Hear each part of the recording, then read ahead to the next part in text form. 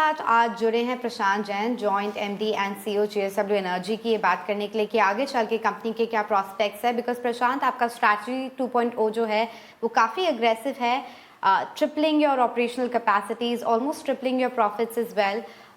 क्या आप ट्रैक पे हैं ये करने के लिए, ऐसे बेहतर करेंगे? नहीं, बिल्कुल अनीशा, हम लोग बिल्कुल ट्रैक पे हैं और ये बहुत ज़्यादा एग्रेसिव टारगेट नहीं है, क्योंकि हम लोग जितना कैश जनरेट करते हैं और जितनी कैपेसिटी हम ग्राउंड पे लगा सकते हैं उसके हिसाब से ये बिल्कुल डूएबल टारगेट है और हम लोग बिल्कुल ट्रैक पे हैं और अगर सब कुछ ठीक रहा तो हम इससे भी बेटर करेंगे। ओके, बट क्या आपके पास बैलेंस शीट स्ट्रेंथ है ये सब करने के लिए, या आप एक फंड रेज के लिए राउंड पे जाएंगे? बिकॉज रिपोर्ट्स जो आ रही है वो बता रहे हैं कि न्यू एनर्जी में स्टेक सेल की उम्मीद हो सकती है। देखिए, दोनों चीज़ें अलग अलग हैं। जो हमने स्ट्रैटेजी 2.0 अनाउंस की थी, जिसके अंदर में हम करीब 20,000 मेगावाट की जनरेटिंग कैपेसिटी और 40,000 मेगावाट आवर के हम स्टोरेज करने का हमने प्लान किया 2030 तक।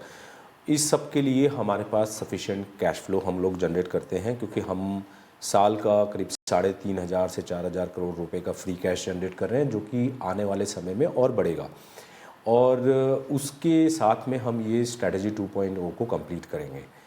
लेकिन जैसा आपने बोला कि हमारे पास में दूसरी अपॉर्चुनिटीज़ भी हैं, बिकॉज़ कंट्री के अंदर में आज की तारीख में पावर शॉर्टेज है, इनफ एग्जीक्यूशन नहीं हो रहा है, तो बहुत सारे ग्रुप के पास में ये अपॉर्चुनिटी है कि वो अपना टारगेट को एग्रेसिवली भी कर सकें। तो हम लोगों को लगता है कि हम लोग जो स्ट्रैटेजी 2.0 से बेहतर कर सकते हैं, तो उसके लिए अगर हमें कैपिटल को रेज़ करने की ज़रूरत हुई तो हम उसके लिए तैयार हैं।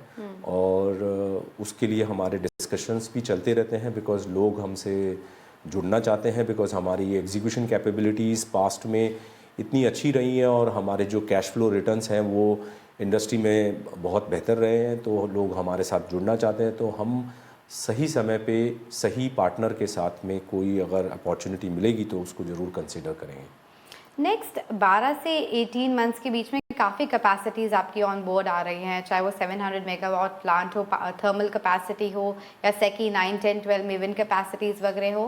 बट दिसंबर 24 के बाद क्या आप बहुत ज़्यादा ग्रुप एंड कैप्टिव कैपेसिटी पे फोकस करेंगे उसके बाद टू एज अ ग्रोसरी? देखिए, हमको पीपीए करने के बाद में 18 से 24 महीने में प्रोजेक्ट को करना पड़ता है। तो अभी हमारे बिहाइंड द कर्टन हमारे बहुत डिस्कशंस चल रहे हैं, हम लोग बिल्कुल उसके लिए तैयार हैं। बट जो ये नए प्रोजेक्ट अनाउंस होंगे वो जून 2024 के बाद में ही होंगे, क्योंकि हमें फिर वो तुरंत उसको एग्जीक्यूट भी करना होता है। तो वो आप देखेंगे।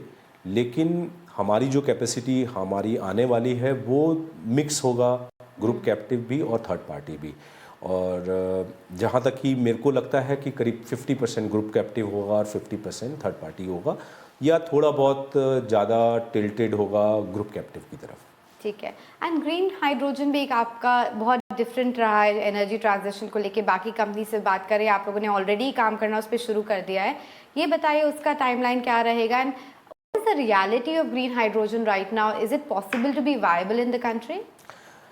देखिए, हमारा जो पहला प्रोजेक्ट हम जेएसडब्ल्यू स्टील के साथ में कर रहे हैं, जिसमें वो स्टील मेकिंग, ग्रीन स्टील बनाने के लिए उसको यूज़ करेंगे, वो प्रोजेक्ट ऑलरेडी हमने ऑर्डर कर दिया है और वो हम लोग उम्मीद कर रहे हैं मार्च 2025 तक हमारा कमीशन हो जाएगा। इसके अलावा आज की तारीख में ग्रीन हाइड्रोजन बिल्कुल वायबल प्रोजेक्ट है, बट वो डिपेंड करता है आप किस एप्लीकेशन के लिए आप उसको देख रहे हैं, कस्टमर कहाँ पर प्रीमियम देने के लिए उसको तैयार है। तो जैसे हमने कहा कि ग्रीन स्टील अगर आप बनाते हैं तो कस्टमर उसको लिए प्रीमियम देने के लिए तैयार होगा, लेकिन अगर आप वो ऑटोमोटिव प्रोजेक्ट के लिए बनाते हैं तो तैयार होगा, बट अगर आप कंस्ट्रक्शन स्टील बनाने के लिए तैयार करेंगे तो नहीं होगा। इसी तरह से अगर ग्रीन अमोनिया के लिए देखेंगे तो ग्रीन अमोनिया एक दूसरी एप्लीकेशन है जिसमें कस्टमर प्रीमियम देने के लिए तैयार होगा। बट ये सारी चीज़ें अभी आज की तारीख में बहुत नेसेंट स्टेज पे है। हमको लग रहा है कि अगले 12 से 24 महीने के अंदर में आप बहुत ज़्यादा एक्टिविटी देखेंगे इसके अंदर में, जिसके अंदर में कस्टमर के साथ में ये टाई अप होंगे।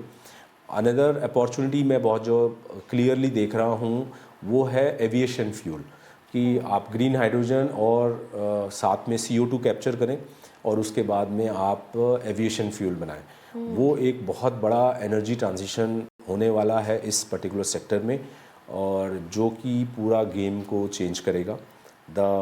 उसके अलावा एक और नया स्पेस है, bulk chemical space, which will be also there for a particular application.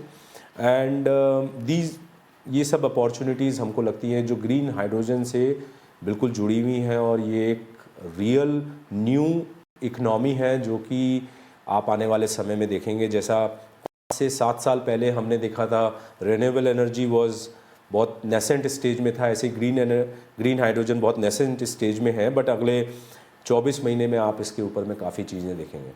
Okay प्रशांत, धन्यवाद इतना स्वदेश से जुड़ने के लिए। Thank you.